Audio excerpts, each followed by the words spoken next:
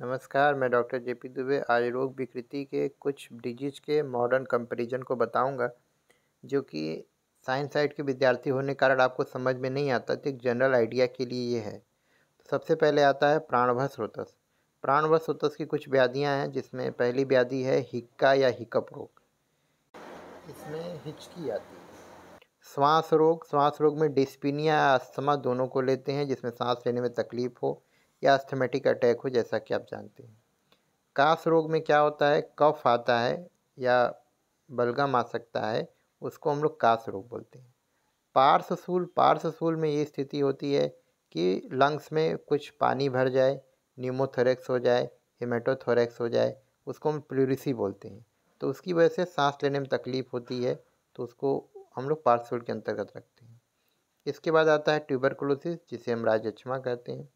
राजयक्ष्मा में tubercle bacteria होते हैं, जिससे कि ट्यूबरकुलोसिस हो जाता है। खांसी आता है, बुखार आता है, वेट लॉस होता है, ये सारी चीज़ें होती हैं। फिर आता है छत्छीड़ में पल्मोनरी एब्सेस को बोलते हैं, जिसमें लंग्स में एब्सेस बन जाते हैं, उसको हम लोग पल्मोनरी एब्सेस बोलते हैं। सोस होता है इमैक्यूसेशन में आपका वेट बहुत तेज़ी से गिरता जाए बिना किसी ऑब्वियस रीजन के या किसी डिजीज के। स्वर भेद होता है हॉरसनेस ऑफ वॉइस में चेंजेज हो जाए, वॉइस बॉक्स का इन्फ्लेमेशन इस तरह से हो जाता है, जैसे बहुत ज़्यादा ठंडा पानी पीने से या बर्फ़ खाने से या फिर आइसक्रीम वगैरह से जो गले में चेंजेज आते हैं, उसको स्वर भेद कहते हैं। हृदय रोग आता है, हृदय रोग में हार्ट डिजीज आता है। हृदयशूल में एंजाइना यानी कि पेन जिसमें हो रहा हो ऐसा होता है। हृदयाभिघात में डायरेक्ट ट्रामा हो जाए, कोई एक्सीडेंट के थ्रू की चोट लग जाए, तो उसको हम लोग कार्डियक ट्रामा के रूप में या हृदयाभिघात के रूप में लेते हैं। इसके बाद आता है उदकवस उदकवस में आता है तृष्णा रोग, पॉलीडिप्सिया जिसको बोलते हैं, बहुत अधिक प्यास लगना। डायरिया अतिसार को बोलते हैं हम लोग। प्रवाहिका डिसेंट्री को बोलते हैं, जिसमें अतिसार और प्रवाहिका में अंतर होता है। प्रवाहिका में प्रवाहन होता है, टिनेस्मस पेन होता है। लूज मोशन इसमें है लेकिन विथ टिनेस्मस पेन, तो इसको हम लोग डिसेंट्री बोलते हैं। और जिसमें केवल लूज मोशन हो रहा है उसको हम डायरिया बोलते हैं। इसके बाद आता है विसूचिका। विसूचिका मीन्स क्या होता है, कॉलरा को बोलते हैं, जिसमें सुई से चुभोने जैसी पीड़ा महसूस हो। तो कॉलरा कंडीशन में ऐसा देखने को मिलता है, वोमिटिंग भी होता है, डायरिया भी होता है, दोनों होता है। एसाइटिस बोलते हैं जलोदर को, जहाँ पे बहुत सारा शरीर में पानी का रिटेंशन हो रहा हो किसी भी कारण से, कार्डियक फेलोर के कारण, रीनल फेलोर के कारण या हेपेटिक फेलोर के कारण ये कंडीशन देखने को मिल सकती है।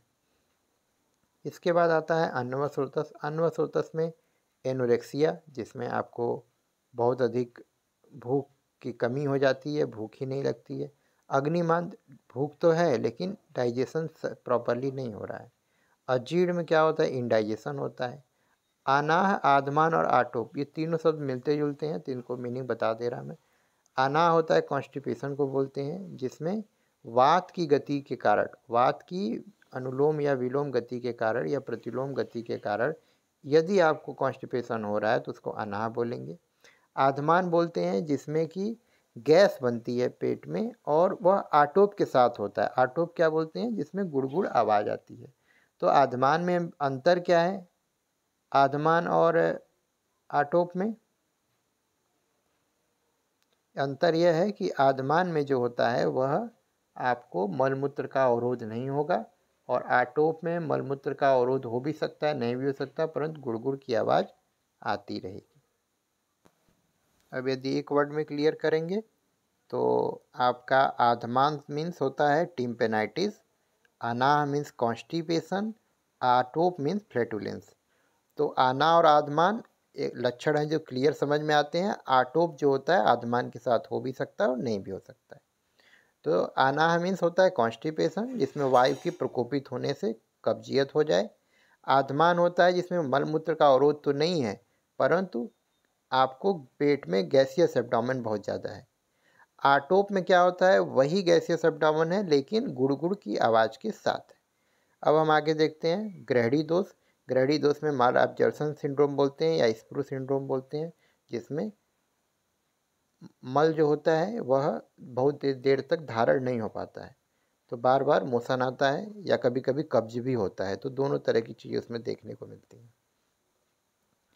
फिर आता है नेक्स्ट वाला भस्मक रोग। भस्मक रोग में बहुत ज़्यादा हाइपर थायराइडिज्म की वजह से होता है, बहुत अधिक बीएमआर बढ़ जाता है, जिसको भस्मक रोग बोलते हैं। जो व्यक्ति जो कुछ भी खाता है उसका बहुत जल्दी पच जाता है, इसलिए उसको भस्मक रोग बोलते हैं, क्योंकि जो भी खाएगा वो भस्म हो जाता है, बहुत जल्दी उसका पाक हो जाता है। इसके बाद आता है छर्दी। छर्दी को हम वोमिटिंग बोलते हैं। वोमिटिंग बोलने का अर्थ है कि उल्टी होना। गुल्म रोग हम बोलते हैं पेनफुल लंप को, यानी पेट में टाइट या हार्ड लंप बने। पेशेंट आकर के प्रेजेंटेशन देता है, कभी दाएं साइड कभी बाएं साइड, बिल्कुल हार्ड लंप बनता है, तो इसको हम क्या बोलते हैं, गुल्म रोग। इसके बाद आता है आम्ल पित्त। आम्ल पित्त हाइपरसिडिटी को बोलते हैं। बहुत इंपॉर्टेंट शब्द हैं अन्नद्रव शूल, परिणाम शूल। अन्नद्रव शूल गैस्ट्रिक अल्सर को बोलते हैं, जो स्टमक में होता है, और परिणाम शूल बोलते हैं ड्यूडनल अल्सर को, जो कि ड्यूडेनम रीजन में होता है। तो जिसमें भोजन के तुरंत भोजन करते ही आपको दर्द महसूस होता है उसको अन्नद्रव शूल बोलते हैं। जिसमें भोजन के परिणाम यानी पकने के बाद या पचने के बाद जब दर्द होता है तो उसको ड्यूडेनल अल्सर बोलते हैं। फिर आते हैं रस्वस्रोतस में। रस्वस्रोतस में आपको पता ही है, सबसे पहले ज्वर होता है, जिसमें फीवर बोलते हैं। पांडु रोग रस्वस्रोतस की व्याधि है, बहुत लोग गलतियां करते हैं, इसको हमेशा याद रखना है। पांडु रोग रस्वस्रोतस की व्याधि है, रक्तस्रोतस की व्याधि में इसका वर्णन नहीं किया गया है। तो एनीमिया जो होता है, जिसमें हीमोग्लोबिन की कमी हो जाए या आरबीसी सेल की कमी हो जाए। इसके बाद आता है आमवात। आमवात में रूमेटिक अर्थराइटिस को बोलते हैं, जिसमें छोटे छोटे ज्वाइंट में हमारे पेन होता है। तो 3 शब्द आता है, आमवात आता है, संधिवात आता है, और वात रक्त आता है। आमवात में छोटे ज्वाइंट इन्वॉल्व होते हैं, संधिवात ऑस्टियोआर्थराइटिस को बोलते हैं, इसमें बड़े ज्वाइंट इन्वॉल्व होते हैं, और गाउट में आपके यूरिक एसिड बढ़ने से होता है, जिसमें अंगूठे या इस तरह के जो छोटे ज्वाइंट हैं वहाँ पे बहुत तेज दर्द महसूस होता है। मदाते होता है एल्कोहलिज्म, ज़्यादा एल्कोहल लेने से बाद में उसके होने वाला रोग है। सोथ रोग। सोथ रोग इडीमा को बोलते हैं, इडीमा को बोलते हैं, और इसमें शरीर में स्वेलिंग आ जाती है। ये लोकल भी हो सकती है, पूरे शरीर में हो सकती है। अगर लोकल होता है तो इसमें लोकल इडीमा बोलते हैं, या पैर में है तो बाइपिटल इडीमा बोलेंगे, और अगर पूरे शरीर में है तो इसको एना सार्का बोला जाता है। इसके बाद आता है रक्तपित्त। रक्तपित्त में आता है हीमोरेजिक ब्लड डिजीज बोलते हैं, जिसमें शरीर से कहीं से भी ब्लीडिंग हो सकती है, नासा से हो सकती है, और यूट्रस से हो सकती है, मुख से हो सकती है, तो उसको हम लोग रक्तपित्त बोलते हैं। नेत्र से भी हो सकती है। इसके बाद आता है कामला। कामला जॉइंटिस को बोला जाता है, जिसमें बिलिरुबिन का लेवल बढ़ जाता है। दाह रोग पूरे शरीर में हो सकता है, जिसमें बर्निंग सिंड्रोम बोलते हैं। रक्तगतवात को हाइपरटेंशन से कोरिलेट किया जाता है, जिससे आप में ब्लड प्रेशर आपका बढ़ता है। इसके बाद आता है शुक्रवसोतस। शुक्रवसोतस में क्लैब्य रोग इम्पोटेंसी के लिए बोला जाता है, बंध्यता स्टेरिलिटी के लिए बोला जाता है, उपदंश कैंक्रोइड डिजीज के लिए बोला जाता है। ये सब एसटीडी डिजीज में आती हैं, सेक्सुअल ट्रांसमिटेड डिजीज में आती हैं। फिरंग रोग सिफिलिस, सिफिलिस को बोला जाता है, ये भी एसटीडी है। पुय में गोनोरिया, ये भी एसटीडी है। और ओज 6 एचआईवी या एड्स को आप जानते हैं, ये भी अपना एसटीडी से ही फैलने वाली बीमारियां हैं। और फिर आता है ग्रेन्युलोमा इंग्वेनेली वेनेरम, या रतिजन वंशड़ी कर्डिका अर्बुद। तो ये हार्ड लंप बनते हैं, मतलब जो लिम्फेटिक्स होती हैं उसमें स्वेलिंग आ जाती है, ग्रोइन रीजन में, जेनाइटल रीजन में, या एनल रीजन में। तो इनमें कभी कभी ये ब्रस्ट होकर के अल्सर भी बन जाता है। तो ये जिसमें लिम्फ इन्वॉल्व होंगे उसमें ऐसा बनेगा, उसको लिम्फोग्रेनुलोमा वेनेरम इंग्वेनेली बोलते हैं। जिसमें लिम्फ इन्वॉल्व नहीं है, ऐसे ही लंप, ऐसे ही छोटे छोटे सिस टाइप के बने हुए स्ट्रक्चर, ग्रेनुलोमा स्वेलिंग है, तो उसको हम लोग वंशड़ संधि बोलते हैं। हिस्टीरिया होता है एक ऑब्सेसिव डिसऑर्डर की तरह है, एक तरीके का मानसिक रोग है, जिसमें कि नर्वसनेस बहुत ज़्यादा होती है और हिस्टेरिक पेशेंट बोला जाता है। स्मरो उन्माद होता है सेक्सुअल इंसैनिटी, ये भी एक तरह की डिजीज में आ जाता है, यौन विकार जितने भी होते हैं। फिर आता है मूत्रस्रोतस में। मूत्रस्रोतस में मूत्रकृच्छ, जिसमें डिस्यूरिया होता है, यूटीआई कारण हो सकता है, या फिर अपना किसी स्टोन के कारण हो सकता है। मूत्राघात में रिटेंशन ऑफ यूरिन हो सकता है, प्रोस्टेट के कारण हो सकता है, या कोई स्टोन आके फंस जाता है उसकी वजह से भी होता है। अस्मरी अपने आप में स्टोन को ही बताता है, यूरिनरी लिथियासिस के रूप में इसको हम लोग लेते हैं। तो ये कुछ व्याधियां हैं जिनके बारे में हम लोगों ने पढ़ा है। अब आगे और भी सिस्टम से और व्याधियां हमें पढ़नी हैं, तो आगे हम व्याधियों के बाद देखते हैं कौन कौन सी व्याधियां हैं। सबसे इसके बाद आता है पुरीश्वसोतस की व्याधि, जिसमें अल्सक और विलंबिका होता है। अल्सक ऐसा व्याधि होती है कि जिसमें व्यक्ति भोजन करता है और भोजन आमाशय अलसीभूत स्तेन, यानी कि वो आलसी की तरह पड़ा रहता है, आमाशय में पचता ही नहीं है उसको। जैसे पेशेंट बोलता है कि सुबह का भोजन करते हैं फिर भूख ही नहीं लगती, 3 बजे 4 बजे तक ऐसे ही लगता है पेट भरा भरा लग रहा, उसको हम लोग अल्सक बोलते हैं। विलंबिका होता है, विलंबिका हम उसको बोलते हैं जिसमें पैरालिसिस हो जाए, यानी कि आपके इंटेस्टाइन की मूवमेंट जो है, पेरिस्टाल्टिक मूवमेंट है, वो किसी कारण हैम्पर हो जाए। तो कभी कभी ऑब्स्ट्रक्शन कारण होता है, कभी कभी कुछ दवाइयाँ हम लोग खाते हैं जैसे लोप्रामाइड वगैरह, इस तरह की दवाइयाँ होती हैं, या फिर अगर कोई यदि कोई व्यक्ति नशा कर रहा है तो उसमें भी ऐसा देखने को मिलता है। तो अहिफेन वगैरह और भंगा वगैरह का प्रयोग अगर कर रहे हैं तो उसमें पैरालिटिक इलियस देखने को मिल जाता है।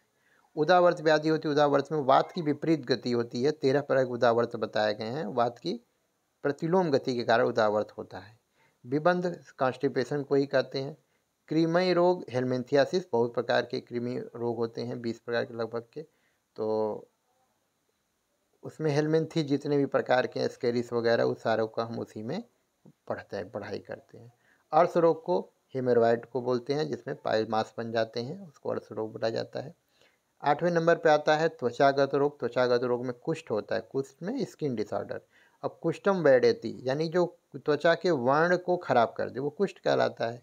तो किसी प्रकार का त्वचा में होने वाला रोग आयुर्वेद के अनुसार कुष्ठ कहलाता है। लेप्रोसी समझना एक तरीके से गलती है, हमें ऐसा नहीं समझना है। लेप्रोसी ठीक है, समाज में लोग बोलते हैं कि कुष्ठ ही लेप्रोसी है, बट आयुर्वेदिक परिभाषा से हम समझेंगे तो कुष्ठ का मतलब बस ये है कि त्वचा में जो विवर्णता ला दे, यानी त्वचा के जो नॉर्मल वर्ण है उसमें आपका रिंग वर्म ही हो सकता है, टीनिया भी हो सकता है, सोरियासिस भी हो सकता है ना, ये सारा कुष्ठ के रूप में ही आता है। फिर स्वित्र किलास है, जिसमें लिकोडर्मा या विटिलिगो बोलते हैं, मिलेनिन पिगमेंट की कमी हो जाती है तब ऐसा देखने को मिलता है। विसर्प रोग में देखिए रेप्सिलिस को बोलते हैं, जिसमें कि हर्पीज वगैरह इसमें आता है। ठीक, हर्पीज जोस्टस होने वाला जो रोग है, फफोले पड़ जाते हैं। शीत पित्त उदर या कोट, तीनों को हम अर्टिकेरिया समझते हैं। अर्टिकेरिया हम इसमें, जिसमें जुलपुत्ती आप आम भाषा में समझ सकते हैं। फिर आता है मेटाबॉलिक, कुछ डिसऑर्डर होते हैं, कुछ रोग उस प्रकार के होते हैं तो उसको हम लोग देते हैं। उसमें मधुमेह है, डायबिटीज मेलाइटस, वात रक्त गाउट को बोलते हैं।